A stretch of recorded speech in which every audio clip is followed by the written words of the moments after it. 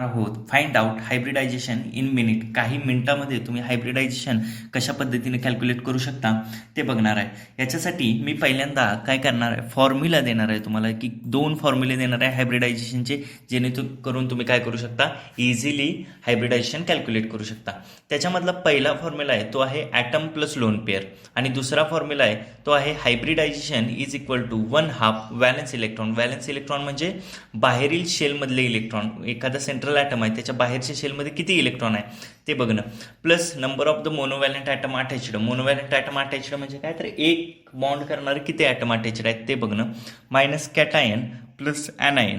जर त्या स्पेसिसवरती, त्या कंपाऊंडवरती जर पॉझिटिव्ह चार्ज असेल तर तो या फॉर्म्युल्यामध्ये तुम्ही मायनस करणार आहे, आणि त्या स्पेसिसवरती जर निगेटिव्ह चार्ज असेल तर याच्यामध्ये तुम्ही काय करणार आहे, प्लस करणार आहे.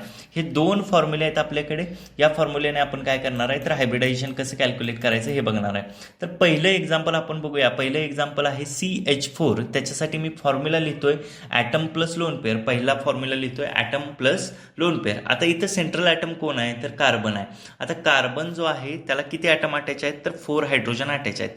का item attached to the carbon is equal to 4 hydrogens. आता लोन पेअर आहेत का याच्याकडे, नाही आहेत. Lone pair is equal to 0. आता जर हे तुम्ही कॅल्क्युलेट केलं तर तुम्हाला नंबर मिळेल 4.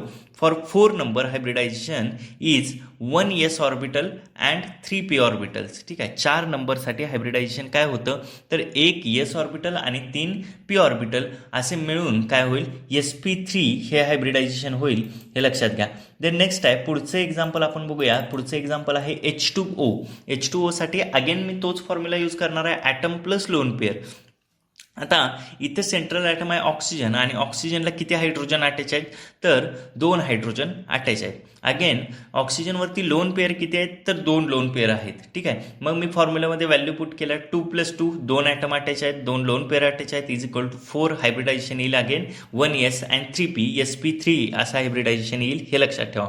आता मेन पॉईंट हा आहे की तुम्हाला लोन पेअर कॅल्क्युलेट करता आल्या पाहिजेत. लोन पेअर कॅल्क्युलेट करण्यासाठी तुम्ही काय करणार, तर त्याच्यासाठी तुम्हाला नॉन बॉन्डेड इलेक्ट्रॉन कॅल्क्युलेट करावे लागते. लोन पेअर म्हणजेच काय असतं, तर नॉन बॉन्डेड इलेक्ट्रॉन असतात.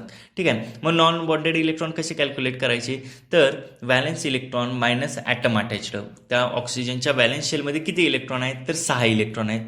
मायनस त्याला किती ॲटम अटॅच आहेत, तर 2 ॲटम अटॅच आहेत. मग valence electron 6 - 2, non bonded electron येतील 4, आणि त्या 4ला 2 ने डिवाइड केल्यानंतर तुम्हाला लोन पेअर मिळेल किती, तर 2 लोन पेअर. अशा पद्धतीने तुम्ही काय करू शकता, लोन पेअर पण कॅल्क्युलेट करू शकता. नेक्स्ट ट्रिक आहे ती आपण काय करणार आहे, दुसऱ्या फॉर्म्युल्याने कसे कॅल्क्युलेट करायची ते बघणार आहे. एक्झाम्पल काय आहे बघा त्याचं, I3- हे एक्झाम्पल आहे, हे लक्षात ठेवा. आता हायब्रिडायझेशन काय असेल, काय हायब्रिडायझेशन कसं काढू शकतो आपण, तर 1/2 valence electron of central atom plus number of the monovalent atom attached minus cation plus anion. Positive charge असला तर आपल्याला त्याच्यातून मायनस करायचा आहे, निगेटिव्ह चार्ज असला तर आपल्याला प्लस करायचा आहे, हे विसरू नका. आता सेंट्रल ॲटम कोण आहे या कंपाऊंडमध्ये, अगेन आयोडीन हा सेंट्रल ॲटम आहे. त्याच्या व्हॅलन्स शेलमध्ये इलेक्ट्रॉन आहेत 7, आणि त्याला आणखीन 2 आयोडीन अटॅच आहेत. सो मोनोव्हॅलंट ॲटम अटॅच्ड किती आहेत, तर 2. याच्यावरती पॉझिटिव्ह चार्ज नाही आहे म्हणून 0, आणि ॲनायन म्हणजेच याच्यावरती एक निगेटिव्ह चार्ज आहे म्हणून काय केलं, तर मायनस चार्ज मी लिहिला.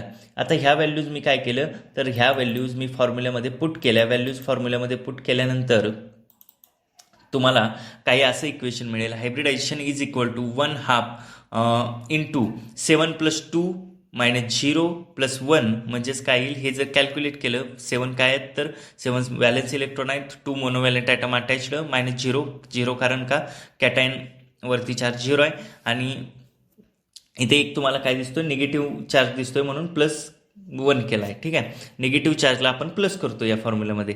हे कॅल्क्युलेट केलं तर 5 येईल, आणि 5 साठी हायब्रिडायझेशन असेल sp3d. ठीक आहे, अशा पद्धतीने तुम्ही काय करू शकता, तर हायब्रिडायझेशन इझिली कॅल्क्युलेट करू शकता.